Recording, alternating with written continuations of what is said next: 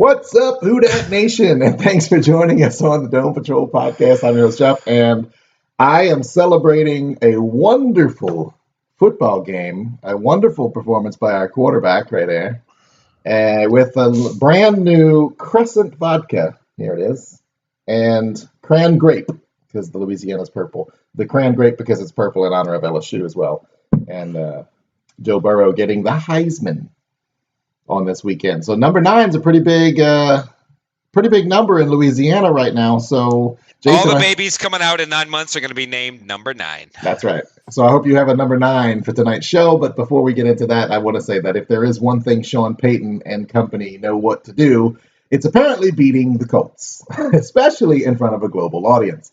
The Saints came into this week ready for perfection in order to help the greatest quarterback of all time earn his newest record, 2 of them to be exact, and the Who Dat Nation celebrated not once but twice. And every touchdown pass since the record broke has been to a guy with the last name Hill. We're excited to talk about this week's game, plus some Saints made it to the Pro Bowl. You sent some tweets, we've got pick'ems, and then we look ahead to the pre-Christmas matchup against the Tannehill Titans. So put your seatbelts on, keep your hands and legs inside your earbuds at all times, and enjoy the show. Jason, welcome to the show. What's your number? 2 nuts. Oh! That's a little inside speed 2 joke. But I'll go with a 1. Went to the Pelicans game tonight, saw the first half. Had to come home to do the podcast. Had a beer there. Got my wine tonight, but I'm back to the plastic cup. You know, I'm All very the glasses tired. are dirty. Yeah, all the glasses are dirty from the party on Saturday. But I'm tired. Like last night was late. You know, I didn't drink at all, didn't tailgate at all, but it was a long weekend. I had a Christmas party Friday, party Saturday. Sunday I was off, but I feel like I needed 3 days off. And then last night, you know, being a night game, which I dislike now, got to bed about 11:30. So, you know, hey, you get an old man. You can't drink 2 nights in a row, then go to a Saints game on a Monday night. Nope. I think you're gonna be fine. All right, and then we'll check in with the viewers on the live stream right now. Jason Lake says, "Who dat?" Christian Mino says, "Who dat?" What's up, guys? Chris Sansbury says, "Box wine." All right. Jammy. It says Jammy. Jamming. And we got several others watching. Feel free to say hello, everybody, as is tradition on the Dome Patrol tradition. As is tradition, a Dome Patrol tradition. To comment turn down your radio and turn up your podcast. Right. And James, your thumb in somebody's butthole now. Type your comments, tech, and we'll read them live, and you control the direction of the show sometimes. You're such an old man. Now everybody just types their comments on their phone, not a giant keyboard. Oh, I'm sorry. Well, all right, there you go. All right, so this was a really good football game, a really fun game to watch. I actually had to watch it from an Applebee's because a tornado came through our home, central Louisiana, and pretty much knocked out the power and the internet for a full 30 hours or so. So it's kind of like you had energy again. Yeah. You know? And our neighborhood was we missed it by that much. So I did spend a little bit of today kind of repairing the fence and cleaning up the yard and all that kind of stuff. But I was able to watch the game at least the first 3.5 quarters. And then by then I'm like, okay, we can go home. So let's talk about it in the game recap. All right, Jason, what was your favorite moment about the game? I'll go ahead and say... You really have to think about it? The first time that he broke the record at the end of the first half? Before you knew the flag was there thrown? Well, once you saw the flag, you're like, okay, wait a second. That was kind of weird. I thought maybe it was like an illegal touching, like he went out of bounds and came back. But would have just... Like, that's typical NFL 2019. It's such a marketable moment, a guy breaking the all-time touchdown record, and it's marred by a bullshit flag. Right. I'm not even talking questionable. It wasn't even questionable. It was complete bullshit. And considering what's happened to this team in this building, for that ref to still throw the flag like that, I don't understand it. I just don't understand it. It's reminded me of some of those days. You remember like Michael Strahan when he got the record? It's almost like everybody, players, refs, everybody just kind of laid down and let him have the sack. That's what Favre did. Right? Favre just like, oh, here, come get me. Yeah, I mean, sack me. Yeah, sack every time me, beautiful. Awesome players reach these levels of accomplishment, that last one, it's like everybody's just kind of like, I'm gonna give it to you. You're gonna get it anyway. Let's just make it a celebratorial moment. And yeah, right, the NFL overshadowed that for a brief time. And the ref you suck chants were heard loud and clear on the TV. That was good. I mean, it's not like we needed any more motivation to be mad at the refs, and they keep giving it to us. And again, even though that happened, it's like, well, he's just going to get it in the third quarter. Like, we all knew that he was going to get it. It's just a question of right. Oh, the fact you wanted it before the halftime because of the fact that like he only needed like Tom Brady couldn't even do it in the whole game the day before. Although, I mean, in all honesty, though, like we got to celebrate it twice, so that was kind of fun. Oh, so they're doing you a favor. I got right? it. We got to celebrate the record not once but twice. All right. Twice. All right. Chris Farmer says, "What's up, fellas?" Scott Greenbaum, hello everybody. Mordecai Jeff just wanted to show off his keyboard. You're right, it did. Classic Jeff. Christian Mino. The size of that keyboard, man. That keyboard is huge, man. Christian Mino. I still got that SEC championship football if either of you guys want it. Yeah, I do. I meant to get back to you, and it was just like I said, it was a busy weekend. Busy weekend for me. I'm sorry. Right. So y'all hook up after the show. Well, we're not going to hook up, but you know. Well, that's how you're going to get the football. Chris Sansbury, okay, I don't want the football that bad. Chris Sansbury says they took his moment. Jason Lake says 540 and the 504. I did see that graphic.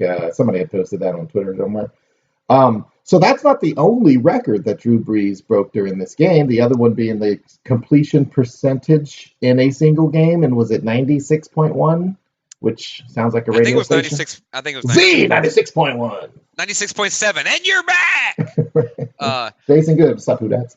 It's crazy that like you didn't think you could see more things for him to do, and yet he does something like that. Like 29 of 30 is just insane when you think about it. And it's not like it was all 5-yard passes. Like he threw a lot, 10 yards down the field, 15 yards down the field.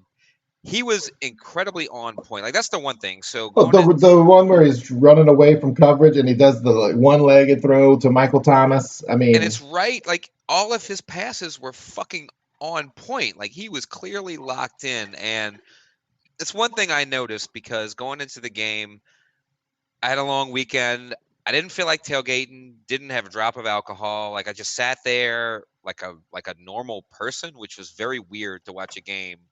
Just sitting there nervous with a towel and not being crazy, but it allowed me to focus more and watch all of his passes. All of his passes were right here, and that's the one thing. Not that I take it for granted because we all know how fucking accurate he is, but to watch him continue to do this at the age of 40. It's another thing where like, man, when he's gone, like he is truly a one of a kind. And when you combine that with the video that came out with Reggie, with him in the practice field, it's like there's nobody else like him. And of course, the day after the game, all the media is like, well, he's not Peyton and he's not Brady, but he's pretty, it's the same old bullshit. They don't understand the defenses that he's been saddled with here because we should have the Super Bowl in 11. We should have the Super Bowl last year. You're looking at a guy that would have 3 Super Bowls. And the year before. 4. And right. You'd have 4. You'd have 3 or 4 Super Bowls and all the records, and people are calling him the GOAT. And you're like, well, he's not Brady. But a Super I'm not going to get into that. Again, I'm not going to get into that, but the point being a Super Bowl ring is the last measurement when you're talking about skill, talent, ability to play a position. Has nothing to do with the Super Bowl championship ring. The Super Bowl championship has to do with 53 men and a whole team of coaches and a general management and an entire organization and health and health. That right there. I mean, what we're talking about is somebody who can sit there and throw 30 passes in a football game, and and this goes back to his leadership quality too, that the receivers, everybody on that football field made a commitment to themselves that tonight nobody drops a fucking ball unless you are Latavius Murray. And present. That was a bad pass. Jason Good did say the funny thing is that the incompletion was a throw to Murray at the line of scrimmage. It was weird. Was he actually about to get sacked? It was kind of like a desperation throw. Yeah, that's exactly what it was. Yeah, and it wasn't a bad pass. And so, all right, then let's see. Jose Mejia says, "Let's stand 15 yards apart. Do you think you can catch 29 out of 30?" No. Actually, I think I could. If Drew Brees is throwing it, you might could. I'd probably catch about 25 out of 30. I think. All right, we'll do that next time. Next year's Christmas party. I don't think my yard's big enough for that. 15 yards is all we need. I think I got about 10. Right. All right. Chris Hansberry, wish he would play 1 or 2 more seasons to lock up those records against, to keep them from Brady. I mean, and that's what you look at. Like Brady looks washed, whereas Brees looks fresh. Now, some of that is the fact that he got to miss 5 games, and we talked about that earlier in the season. Like, yeah, it sucks he's gone, but like the fact that Teddy went 5-0 without him was the biggest boost, because at the end of last year, you could tell something wasn't right at the end of last year. We think he got hurt, and I forget what game it was. Maybe the Falcons game where he threw a pick. I think that's what it was. Yeah. But you could tell he wasn't right, and he looks. I mean, he looks the best. He looks like as good as he's ever been right now. Yeah. I don't know if it's because of, like you were saying, the health and whatnot, but the fact that Teddy came in, got the 5-0, gave him that rest. You're getting that peak Breeze at the time that you need. You would rather him peaking. That could benefit us. But I will say that's a good segue into another talking point, which is the injuries on this team. It's kind of like we got vintage perfect Breeze, but the rest of the team is decimated around him. I mean, we are down to like Saquon Hamilton playing in the backfield. Okay. in the second okay. I just want to let the record show that everybody heard him say Saquon Hamilton. What I say? Saquon Hamilton. He might be a real guy. Hampton. He's not a football player for the Saints. Saquon Hampton. Classic Jeff. And they just put him on IR today. Right. Well, either way, the fact that I don't know his name, it's not like I messed up what'd you call him at the beginning of the season? Marcus Lattimore or something? Marcus Lattimore. Yeah, at least I combined 2 real guys on the team. Okay. I'm sure there's a Hamilton somewhere. Lionel Hamilton, he sells tickets. he was there celebrating with the 09 team on the sidelines. Saquon Hampton, a guy that you don't even know his name, had to play. And now he's on IR after the moves we've made. But going into the game, we're right. Kiko Alonso, Taron Armstead, Von Bell, Cam Jordan. Armstead played. Pete. I know, but I'm just saying these people were on the injury report. Kansas Pete, Patrick Robinson, Will Clapp, Jared Cook, AJ Klein, Zach Line, and Johnson Bedemosi. But a lot of those guys did play. But I get it. But we are very banged up, and then we lost Warford, and that injury didn't look good. He walked off the field, but they had to take him out on a cart. I think it was his knee, right? Yeah, that's not good. So luckily for us, but can they rush? Is Pete going to be able to play next week? Well, I don't know about next week, but supposedly he's going to be ready for the playoffs. Okay. Now maybe, but I mean, I don't know. The guy's got a broken arm. Do you really want to rush him back? Yeah. Yes. No. Yeah. I'd rather him. I don't want to rush him back and let him get hurt again, because then we're fucked. If this Warford injury is serious and he's done for the year, we're going to need Pete. I'd rather, if it's going to suck to lose a game and not get a bye, but I'd rather have him fully for the playoffs. I get it. Have him come back and. But you got players these days who you can wrap that up, and then he's got a weapon. I mean, come on. Yeah, I don't know. I get what you're saying. I mean, I don't want it to hurt long term, and maybe I guess it is more important to have him for the playoffs. But there is a desperation, because with all the injuries that we have, we definitely need that bye. 100, we need that bye just to get these guys the extra week of rest. Even if it's just the 2 seed, we just need a week off, because we're beat up. We are. I mean, it feels like every single game we lose another 2 guys. And that was the thing. Towards the end of the game, it was already a blowout. And I look over to Blaine, and I'm like, I just want to get. Can we end? It was 9 minutes left. I'm like, can we just end the game? I just want all right, let's call it, guys. Game over. You won. Let's go. And then Gardner Johnson gets concussion. Yeah. After that, I mean, the good thing is that's not going to be more than a 1 or 2 week injury.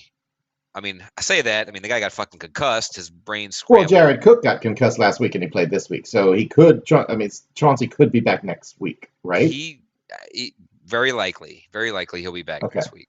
I mean, I'm more So, talking about long-term health of the player, but fuck that, we need a Super Bowl. So. Oh, I mean, look, there's guys back in the day used to get concussed every 3 weeks, and they played for 15 years and they're fine. Well, And they're then not fine. and then they killed themselves. Right, And like, they're here, not. I'm going to donate my brain to science. Okay, but still, Junior Seau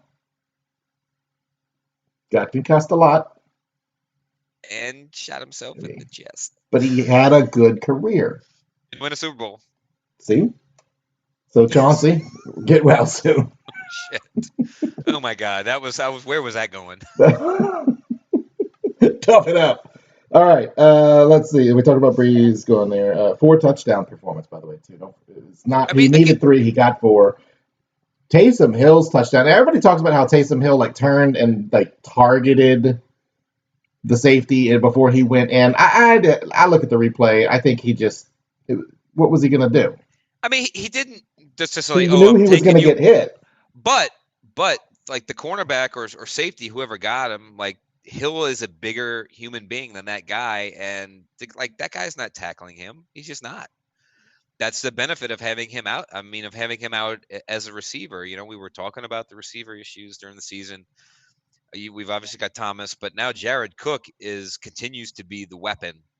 Like Jared Cook was fucking awesome last night. Yeah, remember last week we were asking if the concussion was going to kind of turn him into a little bit of a Jimmy Graham. Nope. The answer is no. Well, it helps when your quarterback throws it right here and you don't have to reach for it. I mean, some of those passes, and that was one thing, you know, I know they have all these next gen stats and everything, but like all of these passes were in the window, in right here, you know. God, it's going to be.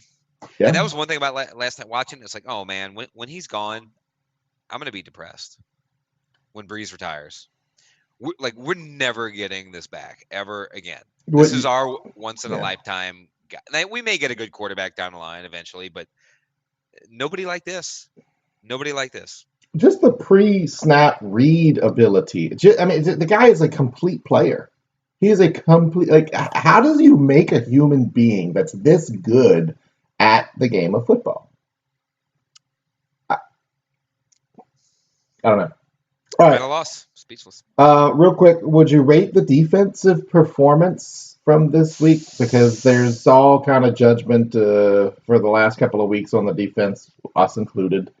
Do you feel like they deserve, hey guys, you fixed the problems, no more concern, or it was the Colts?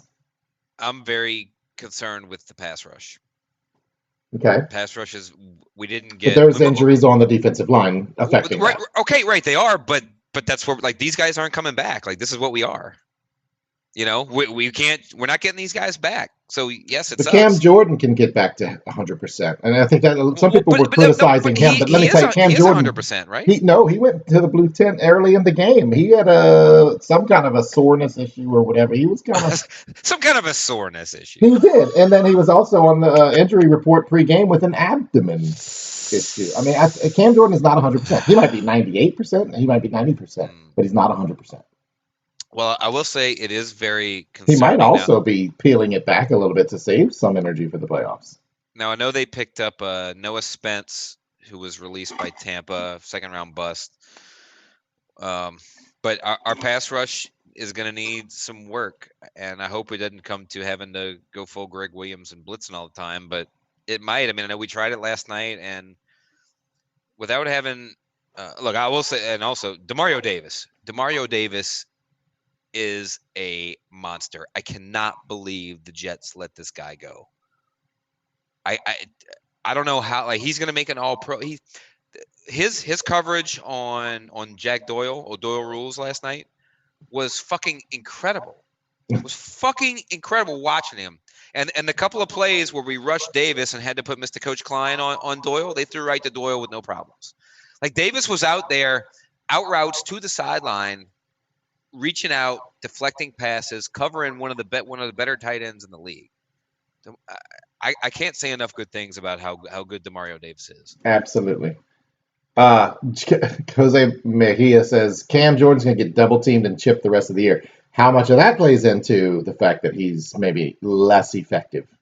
That definitely plays especially with into the it. injuries on the other side of the line. Well, yeah, you don't have to worry about Davenport anymore, and we need Hendrickson to step up. I think towards the end of the game, I know we got a sack. I don't know who was credited because there was like 5 guys there, but we're gonna need pressure from the other side. That was part of the problem. That's why we traded up to get Davenport, because that's what they would do to Cam. So that's going to be an issue going. I mean, it sucks that these injuries are. I mean, not having Rankins inside, not having Davenport on the end. It's fucking brutal, man. We'll see what happens with it. All right. So Eli Apple, another couple of pass interference calls. Was it 2 or 3 or something? I mean, what is going on with Eli Apple? Are you concerned, or is it one of those? He's playing that Seattle style where it's I'm going to play dirty and rough because I have to, and that getting a couple of calls is just going to be part of it. Well, no, it's not even just that. Even when he's not committing penalties, he's getting burned. Like, well, that's why he has to commit penalties. He's not playing well. The last few weeks have been brutal. Now, we did claim Janoris Jenkins from the Giants. He's coming. He apparently came in the building today. So, that's the one thing that they saw. Hey, look, we need all the help we can get, and I don't know, whatever reason he got released, he didn't want to apologize for some Twitter thing that he said. But at this point, bring me the best guy in here. It's Super Bowl or bust. Yeah. Do whatever it takes. It's Super Bowl or bust. And if he beats him out and forces Eli to the middle or does whatever, so be it. But he needs to worry. It's a shame because it's weird. Like at the beginning of the season, Eli Apple was playing really, really well. I don't understand how he can go from that to what he's been the last 3 games. Mordecai says, my relationship with Eli Apple has ended. Janoris Jenkins is now my best friend. What about Janoris Jenkins' mom? Oh, I don't know. Does she have a Twitter account? Scott Greenbaum. Speaking of, I haven't seen a whole lot of tweets from Annie Apple lately. Scott Greenbaum says Apple has confidence issues. If he's confident, he'll play well. If he's not, he plays bad. Well, then it's kind of he's on this slippery slope. Then that he's not confident because he plays bad, which makes him less confident, which makes him plays worse. So if that's the case, then yeah, Janoris Jenkins can't get suit up fast enough. That's all defensive backs. Defensive playing as a defensive back in the league is all about confidence. You have to have confidence. Yeah. Because guys are gonna get burned no matter how good you are. You have to come back and get over it. Mm-hmm. And I don't know what his deal is, but he's definitely in a funk. Definitely has not played well. How long is Von Bell out? I mean, like, is he back next week or something? Please tell me. He might be. I don't know. He might be. I don't know. All right. That's all I got for game recap. You got anything for game recap? Let me think. Will Lutz made a lot of good kicks. Something that I noticed, I guess because of the good game that Harris had last week, they really kicked away from Harris last night.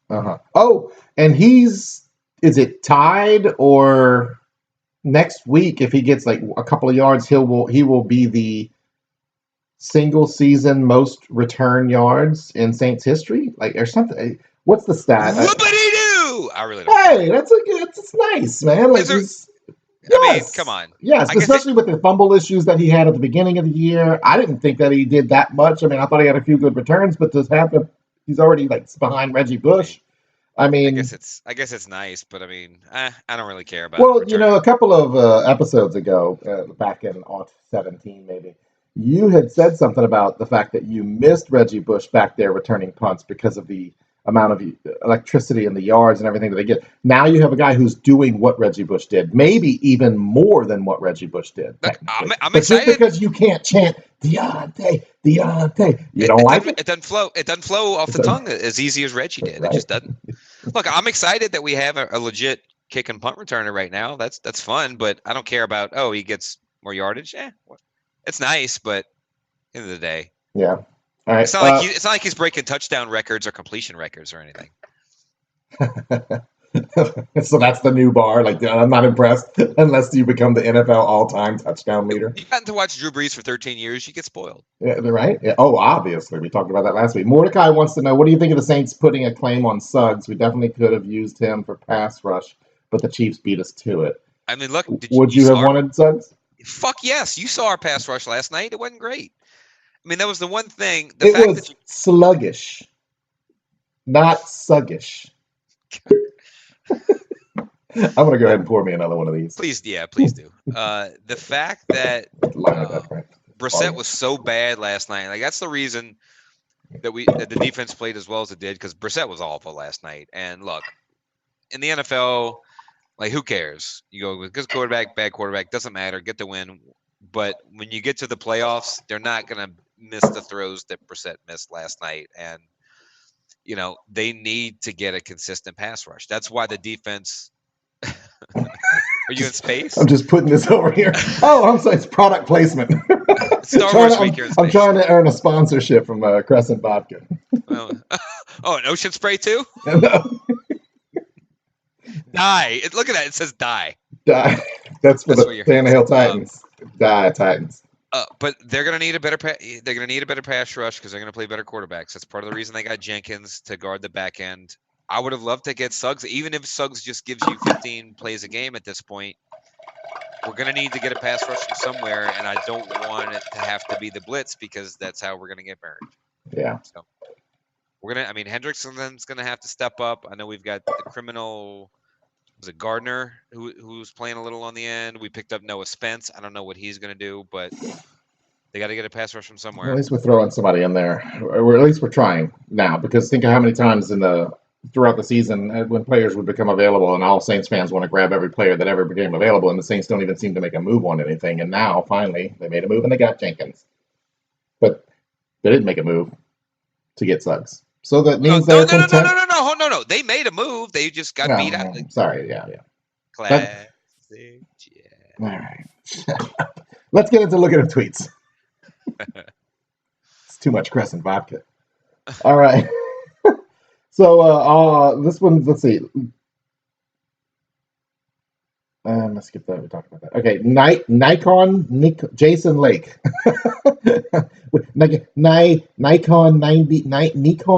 Jason Lake says 96.7 sounds like a radio station. That's where I got that from. Radio station, not the new single game completion record that Drew now also has. I mean, again, we any game that you watch him 96.7%. Any game that you watch him play in a Saint uniform, just feel blessed to watch it. Please enjoy every game that we have with him. And the good thing is he does, you were worried coming into the season, like, is this it for him? Is he going to fall off a cliff? Like, it looks like Brady is finally showing signs of old age. Brees is not quite there yet. It seems like he could play for another year or two. Yeah. All right. Clown Baby tweeted, I tried doing my persuasive speech on this only to be rejected by my teacher, a Falcons fan, after doing half of his speech. So he sent the whole speech here. I don't know if you can see that. Now I can see. Yeah. I can't read it. Yeah, he sent it all. I'm going to just kind of say, why Drew Brees is the greatest quarterback of all time. Brady's had 15 top 10 defenses. Brees has had 3. Every time Brees has had even a top 20 defense, he made the playoffs. Brady's worst defense was 17. He didn't even make the playoffs that year. Brady's never won a Super Bowl without a top 8 defense. The years Brady won a Super Bowl, defenses were ranked 1, 1, 2, 6, 8, and 7. Brees won the AFC East. Yep, Brees. No, that was their defense ranking. NFL. Well, I know, but they get to play against that crap division with crap quarterbacks. Brees won a Super Bowl with a 20th ranked defense. For 6 seasons before Brady got Randy Moss and Rob Gronkowski, 2 of the best to ever play their respective position, he only had one 4,000-plus yard season. Never completed more than 63.9% of his passes, had double-digit interceptions every season, and never had 30 touchdowns. In addition to having 2 of the greatest pass catchers ever, he also had Wes Welker, a 5-time Pro Bowl wide receiver. Brees had his first Pro Bowl wide receiver last year with Michael Thomas, even though technically Marcus Colston should have been. Brees has had more yards per game while still having a better completion percentage and touchdown rate. Brees has the most yards ever and the highest completion percentage, and now more touchdowns. Known for his accuracy, leadership, and generosity, Brees is notorious for being one of the nicest, most likable people in the league. Okay. I think rebuild Katrina, blah blah blah. Records, to list the records, which then somebody had tweeted something about the Drew Brees' record looks like a Cheesecake Factory menu. So, I mean, it's Drew Brees praise night on the Dome Patrol podcast. .com. But as us Saints fans, like, we know Brees is great, and that's the one thing the media just ignores the fact. Like, yes, they just judge, like you talked about earlier, they judge it by rings. But when he's got a defense like that, plays in a shit division, look at all the fourth quarter comebacks that Brees has done that's been undone by his not just bad defenses, historically bad defenses. Some of the worst defenses of all time. There's no way that they should have lost that playoff game in San Francisco in 2011. He came back twice in the fourth quarter in the last couple of minutes, and his shitty defense did that to him. He gets penalized for the shit defense around him. And that's why I kind of ignore a lot of the media, because they don't know. They look at this, they don't really look at it, or they obviously don't care either. They don't see the street level, you know. I mean, we have watched this guy for this long and understand how fucking good he is. You've watched every snap he's taken in a Saints uniform. Yes. You think about it. You've seen it all, and you know, like, unless you're a Saints fan, you didn't see it all. So you're right. I mean, for somebody who is from the national media, who's only going to look at a stat line, or they're going to look at the end result of the final season, they're not going to. They don't get it. But here's the thing: you don't have to look at every Saints play game. Yeah. To see the end result. Look at where our defenses were ranked every year. That's all you need to see. And then see what he's accomplished. Right. That's all you need to. Oh, and they say, oh, well, because his defenses were so bad, he had to throw a lot to catch up. So that's why he accumulated stats. I got an argument for that. Have you seen Sean Payton what Sean Payton does? I mean, what's the drive that he's got the record broken last night, the first time? 17 passes in a row or something? They would not run. He's like, we are not going to risk the chance that we're going to break one free on a run play and score. We're going to throw the ball every down until we get that touchdown record. That's the one thing Peyton does, is get the record. When there's a record in sight, he makes sure they get it. Yeah. Well, that was the motivating factor. Yeah, they've always done it. For the game. All right, so Mitch, you got something else? No, I'm not listening to any of the national media talk, because I know what it's going to be, but I know how good Brees is, and we talked about this before. We know how good Brees is. We know he's the GOAT. Fuck everybody else. Yeah, but in a sense, like, we're sitting here arguing for it, but at the same time, I want to say, like, there's really no need to argue. I don't have to prove the case. It's not. Nobody. You're not going to convince a Saints fan that he's not the GOAT, and a Patriots fan is not going to be convinced that Brady's not the GOAT. So why are we? It's just. Right. Yeah. I will say this: thank God that we did get at least the one Super Bowl, because if he's Dan Marino right now, fuck that. All right, little Mitch DMS says, you're a defensive back. Taysom Hill catches a pass and gets rolling. The first guy misses.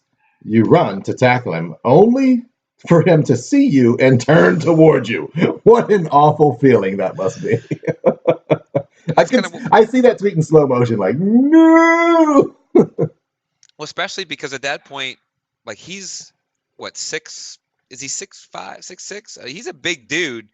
If it's against a linebacker, that's one thing. If you're going against a corner or a safety, they're not tackling him. Mm-hmm. They're not. I mean, he's effectively a tight end out there. He's a huge mismatch, and I really, when we get to playoff time, I want to see more of him out there and shit like that, than just, here's the handoff. Now, the handoff is going to work, but, I don't think he got any handoffs last night from what I can recall. Mm-mm. I don't think I think he was just out there mostly as a receiver. All right. Well, he might have to go out there as an offensive lineman if Larry Warford is really down. Shit. Warford. Yeah. All right. All right. Next tweet. This comes from Four-Way Right. You remember him? That was that was the SR729 pin. Well, he changed R2D2. Yeah, he changed his vanity name on Twitter, and he changed it to Easier for the Dome Patrol. Learning. That's his actual Twitter name. That's awesome. Easier for the Dome Patrols. That's awesome. So now it's the best Twitter name. So yes. Right. Yep. He says, was the best celebration of the night when Mike Thomas danced when he knew he drew a holding call on third down. It was Because great, it's but in the like, back of, finally, I got one. but it was also in the back of my mind. I'm like, man, don't piss these assholes off. Like if you rub it in their face, knowing, oh yeah, you called that on me. I'm like, that's awesome. I know you know it. You don't know what these fucking assholes are gonna do. And look what they did. They took back a record-breaking Yeah, touchdown at the end of right. the first half. I'm like, just whatever you can, just don't piss off the refs. They hate us enough. We don't need we don't They're need any more fickle, anger. fickle bitches. So he also easier for the Dome Patrol also says, follow up. I didn't sell my tickets this week. I gave them to my Irish priest, and I'm told he had a great time. And Kidding. 2 beer emojis. Is this an acceptable alternative? Are you okay with Yes. that, Jason? Oh, 100%. Yes. All right. So here's something interesting. I've got a Mordecai tweet that I'm going to read next, and I've also got a Mordecai comment on the live stream. Which Mordecai wins? Can Live you? Mordecai or tweet Mordecai? What if you merged them together and made people guess? Hey, which one Okay. is which? All right. Well, I'll do the tweet. Oh, yeah. No, that's a good one. But no, I'm going to do the Classic. tweet because it ties into your referee comment. All right. So his tweet says, "I just want to say that when I die, I want the NFL refs to be the ones to lower me into the grave so that they can let me down one last time." Oh God. And then on a positive note, Mordecai's live stream comment is a broken record that went under the radar last night. Taysom Hill broke the record for most receiving touchdowns by a quarterback in a season. Wow. I mean, what is it, two? I mean, how many, or He's got to have at three? least 3 or 4. Mordecai, what's the number? Because I would think that's a low number, and I think it's kind of a joke about the stat, but at the No, same no, time, it's he's got to probably have he's. who had 2 or 3 before him? Like who would it be? If anything, I would assume a quarterback only got one during, if at the most two. Like Hmm. there's no quarterback that's getting more than two Right. touchdowns a game. Unless I you're wouldn't thinking think. about back in the Johnny Unitas days where, Where everybody played every position. yeah. So let's wait for that while we do. Davis Douglas said, who would you want to face in the NFC postseason? And who would you most like eliminated before we play them? Of course, I think we can Five beat anybody, blah, touchdowns. blah, blah. I'll Five start. touchdowns. I'll start that. I want, Taysom. 5? Who had 4? Five. Who had 4? Old man blue. Previously held by Dick Poilin on 1947. That sounds Like about we right. said, back when they played everything. Yeah. Dick, pull on, Dick. Pouillon. Dick Pull on, Pouillon. Dick. I think Mordecai's Pouillon here. He's He's pulling your chain. all right. So Davis Douglas's question. I'm going to start with I would like to see San Francisco eliminated before we have to play them for 2 reasons. One, I don't like the idea of playing them, and 2, if they do have that 1 seed, I don't want to play in San Francisco. And that would give us if we have the 2 seed. Well, hold So on. What about? Well, hold on. What about the idea of it's very hard to beat a team twice? And also, if you're going on the road, if you had your choice of San Francisco, Seattle, or Green Bay, I'd rather go to San Francisco. There's really not going to be a weather element there. yeah, that's true. That is But true. but I mean, the problem is we're not going to be able to avoid I mean, anybody. You know I what? I want mean, if we have the 2 seed, I want the 1 seed knocked out in the divisional round. That way, we get to host the NFC Championship. That's well, what I clearly, want. I mean, the only thing I can say is I'd love to. Whoever wins the NFC East, that's who I want to play first. But but then you would need. I mean, I don't know that that's even. Yeah, you would need the 6 seeds up. I would Upset to take Green 3 Bay. at home. Nah, Yeah. I don't want. I wouldn't want to go to Lambeau. No, yeah, that's what I'm I mean, saying. not that I don't think we could beat them because that was one thing from last night. It was a pretty balanced effort last night. We ran the ball with both Kamara and Murray present. Um, Now, Kamara didn't necessarily bust out, but he did play better.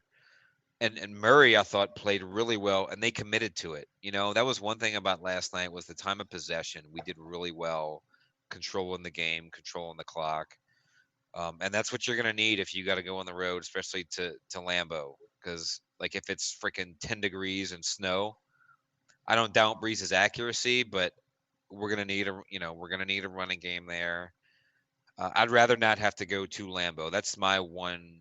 That's the one thing I don't want to do. Like, I know going to Seattle would be tough, but at least it's not going to be 10 degrees and a blizzard. That's the one It'll place just be that 10 degrees and wet, rain. well, it'll be like 30 degrees and wet, but at least it's like it's not snow and ice. I don't know. Yeah, let's just get home. Let's just be home. Well, right. Sounds all Yeah. win out, but that's like next week's going to be hard, and we'll get to it on a game preview. Next week's going to be a tough game. Yeah. All right. The other thing Davis Douglas asked was, he says, I only hear highlights on national media, but what do you think about how Zach Streep literally went from the field to the play-by-play guy? And we paid comments on the show about him when he started. He has gotten better, but he does ask, do people down there like the job he's doing? So if you're watching on the live stream and you hear, you've heard Zach and Deuce, how do you like it? While we wait for those comments to come in, I will say, because I listened to it on the way back from Applebee's last night in the fourth quarter, and on the way there in the first quarter. He's better. He's still not Jim Henderson, and it's not a fair comparison. But the only, like, if I'm going to critique anything, I will say, like, it feels like he calls every play as though, like, the pot's just about to boil over. He's like, every single play, he takes the snap. I'm waiting for something big. Something big's about to happen, and it didn't happen. All right. Like, he wants every play to be that play, so he's calling every play like it's the greatest play. But whenever, I will say, I love the fact that he's a fan, and so is Deuce. And so, like, last night, for example, when they got the calls and the Saints scored touchdowns, it's just really awesome to watch him and Deuce, or not watch, but hear him and Deuce get excited about it. And not only that, because they played, or Zach played with Drew. Yeah, and it's like the first couple of games that he did were not good, but he's definitely improved. And I said the same thing about Deuce. Like when Deuce first started, Deuce wasn't good either. But over the course of a couple of years, you get those reps. I mean, I can only imagine going back to listen to our first few shows. Yeah, you guys were terrible. I was good. Which thankfully aren't on the internet anywhere. They might be. I don't think they are. No, because that was before we saved them. And so yeah, but again, like Henderson was so good. It's hard. It's almost like, well, who the fuck's going to be quarterback after Brees? Well, he's not Brees. Like, no matter how good he might be, he ain't Brees. Yeah. No, I don't think there's. I mean, I think Street. What I like about, and I know that the question was about Zach, but we tagged Deuce in there. But what I like is that Deuce talks about the game from a player, and he's it's kind of like your Romo on TV announcer. Like when he's talking about a play or what's happening or what's going on, you're getting that real raw player perspective. You feel like you're getting the insider knowledge, not just a player of football, but a player on the Saints. It's like both of them, they know how Sean Payton's mind thinks. And I like Deuce didn't necessarily play for Payton, but no, he did for 1 year, 3 years. 3 years, okay. 3 years. I don't remember. Wow. Are you really a Saints fan? Yes. It's sure? It's a long time ago, man. It's a long time. So Chris Farmer did say, you're talking about the in-game experience, Romig needs to go. Is this the guy who's like, it's there? Yeah, he's not. Yeah, the end.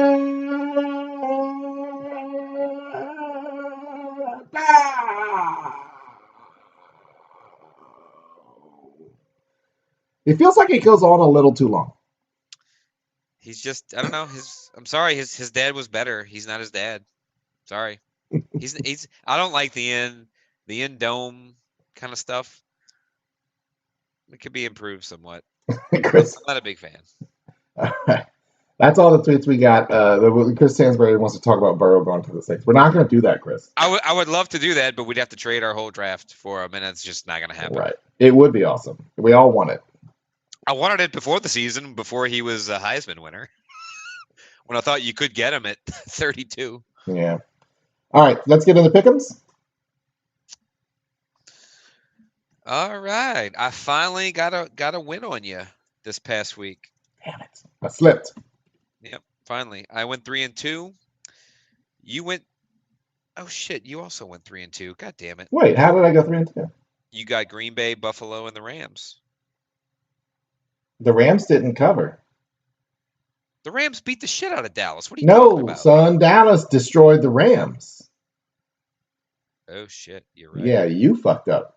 Okay, well then we both went 2-3. Right? Oh, classic Jason. That's vintage Jason right there. No, yeah, right. Fuck classic. You're classic Jeff. I'm vintage Jason. That's right. Yeah. Okay, so we both went 2-3. Damn it. Yeah. All right, I fucked that up. All right, so I am 34 And 36. and 36. I am 37 and 33, right? That is correct. That now that all is right. You see, you're Infinity War. I'm Endgame. I was due for one of those fuck ups too. It had been a while since I had one of those. Wheels, vintage Jason. Wheels, Mordecai, like classic. Yeah. I like All right.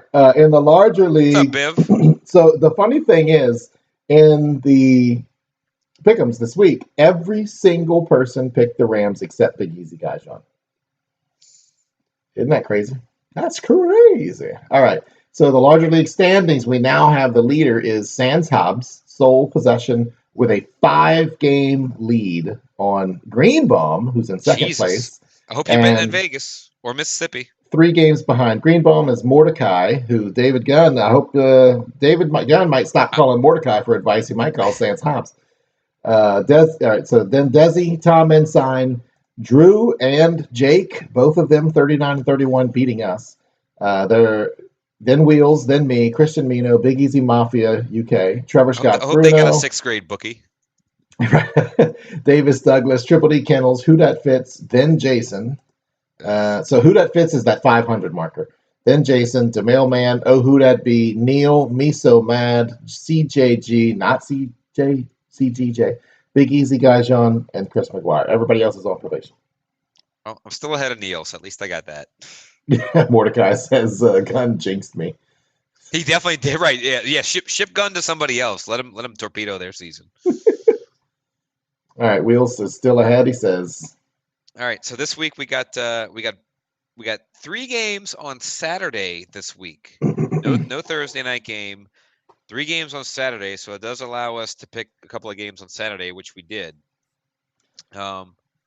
So speaking of that, real quick, everybody needs to get your tweets in before the Saturday game. So this is an earlier week for the pick'ems as well. Go ahead. It's still a weekend. If you're not listening to us by then, what the fuck are you waiting on, man? At least wake up for breakfast Saturday morning and get your picks in. Our first game, Battle of the AFC East. We might have ourselves a little bit of competition this year. The Buffalo Bills, coming off a win against Pittsburgh on Sunday night this week. That was a fun game. Didn't watch it. Yeah. Pittsburgh threw 2 interceptions. They could have won it twice. They traveled to England to play the Patriots, who were coming off an easy win against Cincinnati, who they had to cheat and video record their sidelines to beat the lowly, 1-win Bengals or 2-win Bengals? Why, if you're going to cheat, why that game? That's the only reason that one would believe that they didn't cheat, is because it's the bank. Like, no. I mean, if they're going to cheat, it's going to be against, like, Baltimore, right? That's too obvious. Maybe. It's like we can't lose the games we're supposed to win. Yes, you can. At this point, you can see your picks. At this point, classic Bivin.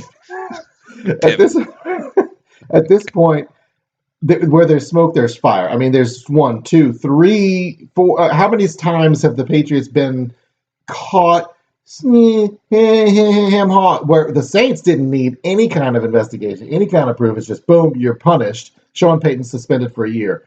When are the Patriots going to be held accountable for the suspicion of cheating? They have to be, because even Belichick's like, well, I didn't know anything about it. Well, Peyton said the same thing about whatever nonsense happened back then. It's like, oh no, you get your ducks in a row. The coach should have known. So the coach should have known. So I think there has to be serious repercussions here. There just has to be. There's no way around it. Although this is the NFL, nothing's going to surprise me about how stupid they act and how stupid whatever dumb decision they're going to make. But It has to be at least one first round pick. Yeah. It has to I mean, be. and that's another reason Drew Brees is better than Tom Brady. Is Drew Brees didn't need to cheat in order to achieve the statistics that he received. He just takes a little HGH. That's all. He probably does. All right. No, he does the TB12. He takes it to get him from 5'11.5" to 6 foot. That little extra, just Right. that little extra he could see over the line. It gets him. Given are these rhetorical questions. Sansbury, I like seeing the Bills play Will and smoke the Pats. I hope Damage so. has been done, my friend, says James Cupid. That's his happy ending, says Wheels. I knew somebody's going to make a happy ending joke. All right, so what's the anyway, spread? Pats are favored by 6.5. So this is a big game. If Buffalo wins, I think they could actually win the division. How much of all this hoopla with the Patriots is a distraction, or are the Patriots still distraction free? I don't know that it's a distraction. I just think like Brady's not good right now. I mean, yeah, they beat the Bengals. It's the fucking Bengals. Like Brady's not good. And look, up in Buffalo earlier in the year, New England did win, but I want to say it was like 16-10. It was a very close game. But I think, Buffalo's integrated Singletary into the offense. Allen has kind of come along. I mean, this is clearly a big game for Buffalo, but this is going to be close. Buffalo may not win, but I do think they cover the 6.5 point spread. So I'm going with Buffalo. See, all right. So I'm going to go with New England. One, to be different than you, and two, because I feel like Buffalo, yeah, Buffalo struggled a little more against Pittsburgh than I'm comfortable with. So, like I said, yeah, I mean, I just don't know if we're going to beat the Patriots in New England ready yet. Okay, probably not. But I'm going with my heart again. You're going hard again. Yeah, I'm going hard again. All right, next game. Is that Nancy Hard again? Why? The Saturday night game. The LA Rams coming off a drubbing against the Dallas Cowboys. They had been playing well, but they ran into a buzzsaw, I guess, against Dallas. Travel to San Francisco, who blew it against the Falcons just like we did. Wait, who's going to San Francisco? I was reading the comments. What? The Rams. Oh. Rams and 49ers in San Francisco Saturday night. Both teams coming off losses. San Francisco lost to the freaking Falcons. It's kind of like haha, and then also and it was weird. It's like you kind of got to pull for the Falcons, right? But then I'm like, well, the Falcons will never do it. They're the Falcons. Like I didn't even consider they were going to win, and then I was like, oh wait, holy shit, what happened? And they won. Did it. All right, what's the spread on this one? San Francisco favored by 6.5. Well, is this the 6.5 game week of pick'ems? Only those are the Saturday spreads. They're different because it's Saturday. All right. So the question is San Francisco we're able to bounce back kind of team? Or now that they've been punched in the mouth, are they in what you might call a tailspin? I see what you did there. Mm-hmm. By the way, it's on Disney Plus now. Of course it is. Blaine said he's watching Rescue Rangers. I'm watching Clone Wars. I'm watching a lot of old shit. Clone Wars, the old X-Men cartoon from the 90s. There'll be a lot of stuff I'll get to. All right. I'll go first on this one. I'm going to take San Fran to cover. Yeah. I'm not confident. This is going to be a mistake. I'm taking the Rams. Yeah. I'm glad you are, because my emotion wants to take the Rams. Mm-hmm, mm-hmm. All right, our next game, battle for the NFC least. The Dallas Cowboys, coming off that win against the Rams, travel to Philly, play an Eagles team who came back to beat Washington last week. I mean, Dallas is probably better. Philly's not great. This game's in Philly. Eagles are getting a point at home. Nice little home dog right here. All right. I'm gonna go with Dallas. Philly's not good. They're not. They barely beat a garbage Redskins team. Yeah, I'm with you. After what Dallas did to the Rams this weekend, I'm not picking against them. All right, and considering what the rest of the schedule look like. Yes, Wheels, you can pick that they both lose. Yes, you can. Yes, you can. Pick a tie. Due to the rest of the schedule not being great, I went ahead and went with 2 shitty games of the week. It's one of those. We actually have 2 it's a shitty double games. Feature. We have a double. The combination of these 4 teams are all going to pick in the top 5 or 6 of the draft this year. That's how bad this is. Our first game, the New York Giants, who did get a win last week, but now, due to the injury to Daniel Jones, have Eli Manning back as quarterback. They travel to the nation's capital to play a shitty Washington Redskins team. Dwayne Haskins has shown a little bit of promise, but the organization is so dysfunctional. They can't overcome this. They have an interim coach. There's probably going to be more Giants fans than Washington fans in the stadium, if I had to guess. Mm-hmm. Seems like that's been a consistent theme this year. And yet somehow the Redskins are favored by 3. Both these teams kind of shitty. Both these teams kind of want to lose in terms of draft position, because as of now, I think the Giants are slotted in the 2 spot. So Giants theoretically want to lose, but Eli currently for his career, Eli sits at 500. So he does not want to finish his career as a 500 quarterback. That's what I'm going to go with the Giants, because I just don't see Eli. I think Eli Manning is too competitive to not come out and play to win. He's also not that great anymore, so I'm going to take the Skins. All right. I think the Giants want to lose to get Chase Young. All right, and now for our second shitty game of the week. The team that will be drafting LSU's Joe Burrow, the Cincinnati Bengals. Coming off a loss against New England last week, they traveled to Miami. To play a shitty Dolphins team who will still likely draft Tua next year. I still believe that. Wherever they end up, I still think they're going to take Tua regardless of his injury issues. Miami has been a little frisky. Cincinnati probably wants to make sure they hold on to the number 1 pick. This game's in Miami. Dolphins favored by 3. All right. I'm going to go with the Dolphins. I'm going to go with the Dolphins with you. For the simple fact that Cincinnati will do everything they can to get that first pick. To get Burrow with an EAUX. So to recap, we got our 2 Saturday game. The Bills at the Patriots. Patriots favored by 6.5. The Rams at the 49ers. 49ers favored by 6.5. Dallas at Philly. Battle for that division. Philly getting a point at home. They're a home underdog there. And then our 2 shitty games. Giants at the Redskins and Bengals at the Dolphins. Both home teams are favored by 3. All right. And again, make sure you get those picks in before the games kick off on Saturday, or else you're going to miss out on most of your picks and you're going to lose those games. That's going to bring us to our final segment, which is the Saints preview, where the Saints are playing, they're going to Nashville. Play against the Tannehill Titans, who are the second most threatening team in the AFC South.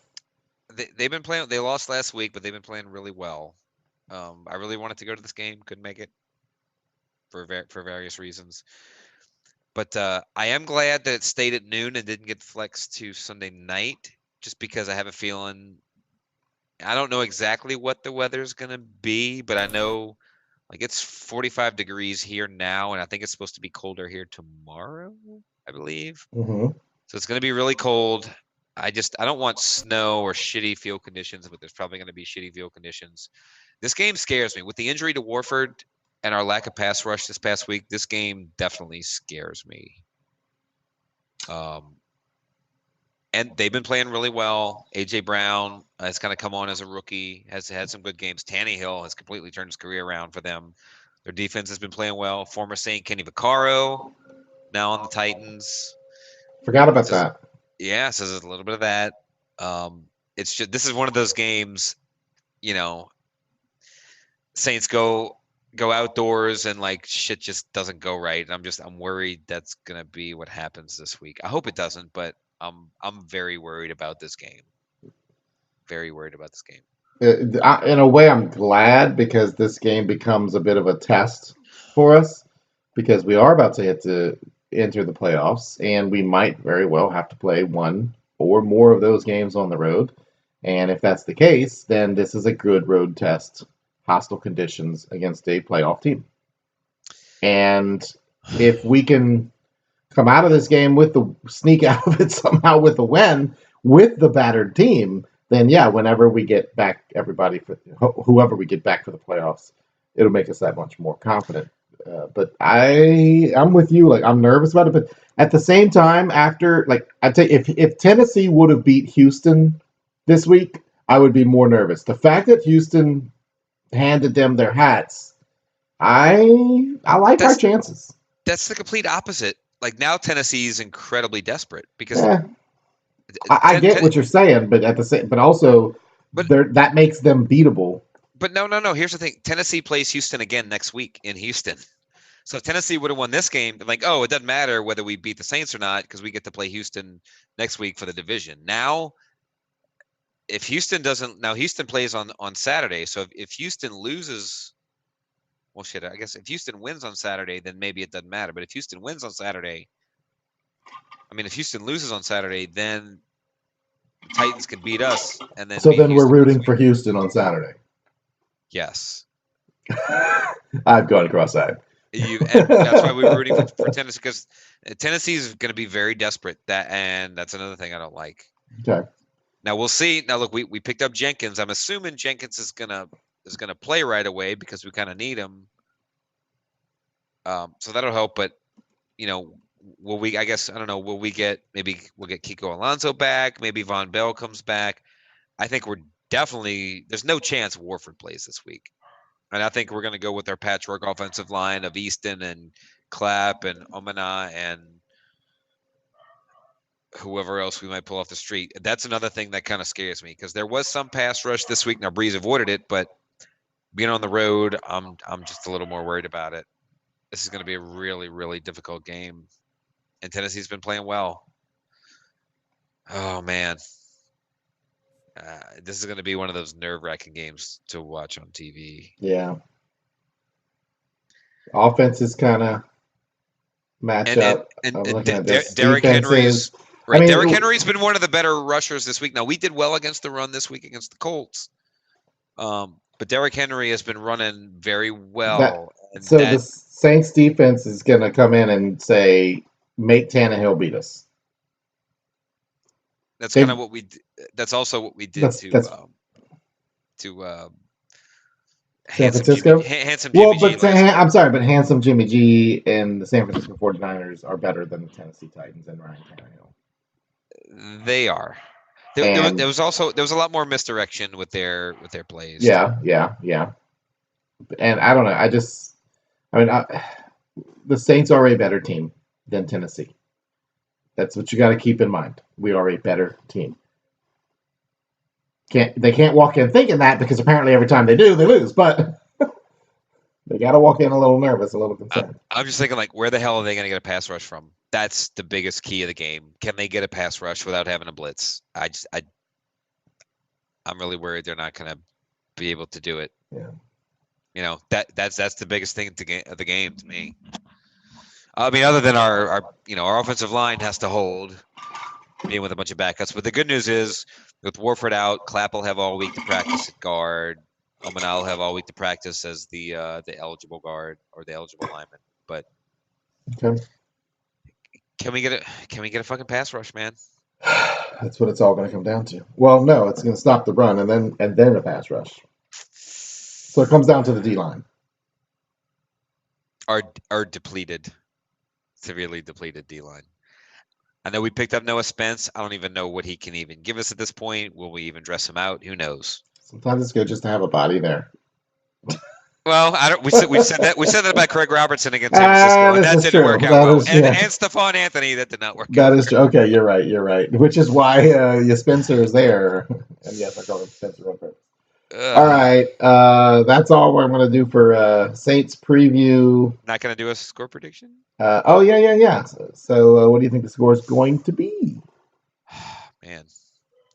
Saints have to win out. But I just have a feeling. God, I don't know. I mean, it's tough. Like we're witnessing peak Brees right now. So as long as we got peak Brees, it's like fuck. It doesn't matter. That's true. I mean, that's the other thing is that the Tennessee won't be able to keep up with the Saints offense. Assuming they're going to make mistakes trying to keep up. Oh, man. That's when Eli Apple gets his interception. God, I want to pick Tennessee, but fuck it. Saints 28-27. Wow. All right. Well, the last time we played the Titans, they beat us 34-28. This time, I think the Saints beat the Titans 34-28. I hope you're right. Mark Chafin to comments in here. Saints 43-17. Well, you believe in that defense, right? I mean, I'm sorry. I don't see anything to believe me to think. And then your 5-second response, Jason Good did. Apologies if I already mentioned. Do you think he? And I don't know that we went at it this way. So, do you think Derrick Henry will pose a threat to our depleted defense? Yep, I sure do. That scares me. I think he may be the guy to break our streak of not allowing 100-yard rushers. I think that's going to happen this week. See, I disagree. I disagree. I think our depleted defense is better for quarterbacks and receivers than it is on the running backs. I still think that we have enough linebackers to stop the run, and our weakness is in the passing game. Well, we'll see if Kiko plays this week. Yeah, I mean, without a pass rush, our cornerbacks and safeties are not good at pass coverage, except Marshall Lattimore. That's why we picked up Leroy Jenkins. All right, with that, final thoughts. I'm going to give you your final thought. This one comes from Mordecai, brought up the topic, and it's worth noting that the Pro Bowl list was just announced, by the way, and the Saints players are Drew Brees, Terron Armstead, Cam Jordan, Lattimore, Lutz, Michael Thomas, and Deontay Harris, Mr. New Orleans Saints leading return yard guy. You know who's not on that list? Demario Davis. And Ryan Ramczyk. They're going to get all pro, though, which is fine, which leads into I give two shits about the Pro Bowl. And Morstead. Yeah, it's a fan vote. It's Pro Bowl's vote. Pro Bowl's stupid. And a lot of these guys back out and don't play anyway. And hopefully the Saints do not play in the Pro Bowl this year. But right, we have it's more about earning an All Pro. Like when you're an All Pro, you're voted on by the people who know how good you are. Demario Davis is an All Pro. Ryan Ramczyk is an All Pro. They'll make the All Pro. Michael Thomas is an All Pro. That's fine. The Pro Bowl. Sorry, I'm not going to get angry over who doesn't make the Pro Bowl or who does make the Pro Bowl. Sorry. Well, the one thing to not be angry about is it is 7 Pro Bowlers selected to the initial roster, which does set a franchise record. You remember back when we were growing up? Is there some return yardage with that too? Right. And then the other final thought is it was announced earlier between the last show and this show that Vaughn Johnson, a member of the original Dome Patrol, of whom our podcast is named after, he passed away, leaving only 2 surviving members of the Dome Patrol, Ricky Jackson, Pat Swilling. So we definitely need to pour a little out or into our mouths. Pour a little in. And Johnson was always the one I remembered as a kid. Swilling and Jackson were outside. Mills was small, but I'm like, man, this Vaughn Johnson guy, like, he was the biggest guy of the 4. I'm like, that's the guy. That's the big, strong, like that. Like that's a linebacker to me. Growing up, was always like Vaughn Johnson's the linebacker. He's the biggest of the 4. He's the linebacker. Like I guess I didn't understand quite like pass rush and shit like that. When you're 9, 10 years old or whatever. I'm just like, that guy looks like a linebacker. He looked like a lineman. But he was. And the funny thing is, because Ricky Jackson and Pat Swilling got most of the fanfare. They were your flashier players, and then Sam Mills was kind of like next to that. So Vaughn Johnson was always like that 4th of the 4. but that doesn't mean that he was like bad or lesser than. I mean, he was. It's just you had four of the best. He did different things. Yeah, he was your rock. You're right. He was like the rock, the foundation. The other three don't do as well if they don't have Vaughn Johnson doing his part. See, and I listened to there was an interview with Jim Mora on at some point, and like I had no idea. He's like, yeah, you could leave Vaughn Johnson on third downs, and he could cover it back out of the backfield. And I'm like, I'm just thinking to myself, I remember, what Vaughn Johnson looked like. I'm like, how the hell can that guy cover a running back out of the backfield? Wasn't he Like, there's no short way. too? No. You're confused. I'm thinking Sam Mills. Yeah. Right. Well, that was the thing. You had Ricky and Pat get all the pub because of their sacks. Sam Mills was like, "Oh, he's the undersized guy." He's like, "How does this guy do it? He's 5'3". I mean, not 5'3", obviously, but he's the short guy. How is he an All-Pro linebacker?" And Vaughn Johnson's like the prototypical linebacker. But I just always remember Vaughn Johnson as being just the dude in the middle, the guy who, like, yeah, like that's that's him. And look, I had the Dome Patrol picture on my wall. I love the a lot of us two did. left of the two of them, the way that somebody superimposed and got it to where it's just the two of them. That's pretty cool. And it really does bring us something like why is there not a Dome Patrol statue outside the dome? Yeah, there should be. You're right. There should be a dome. But if there's a blocked kick statue, there needs to be a Dome Patrol statue. 100%, because those guys. I mean, in addition to some of the other defenders, especially some of the linemen, Wayne Martin, Ray Martin and stuff like that.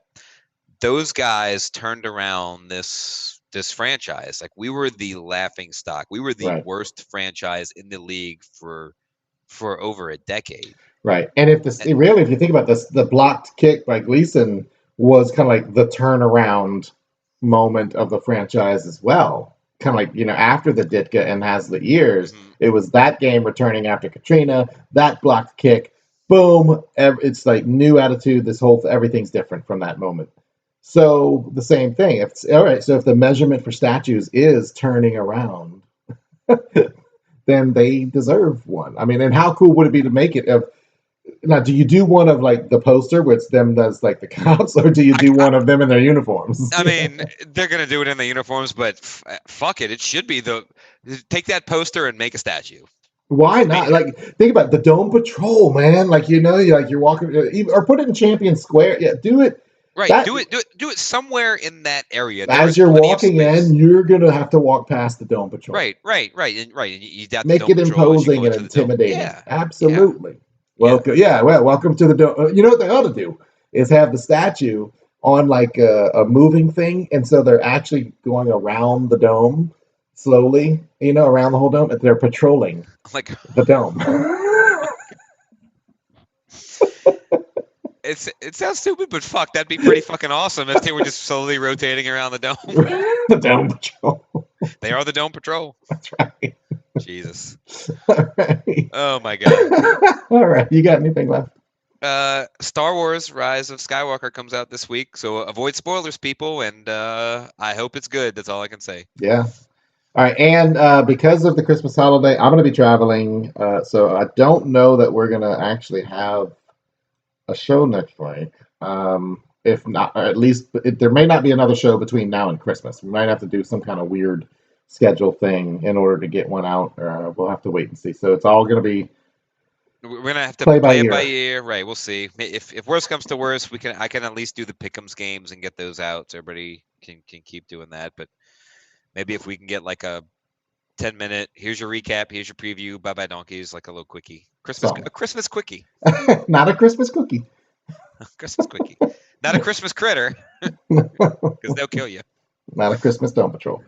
All right, that's all the show we have for you right now. We're going to thank our loyal listeners for downloading each week and telling all of your friends about the Dome Patrol podcast. You can follow us on Twitter for daily conversation, like us on Facebook to watch the live broadcast. You can subscribe on YouTube to watch, or you can listen on YouTube also as an alternative to your podcast app. And then if you want to listen to us the old-fashioned way, you can go to Dome Patrol Podcast.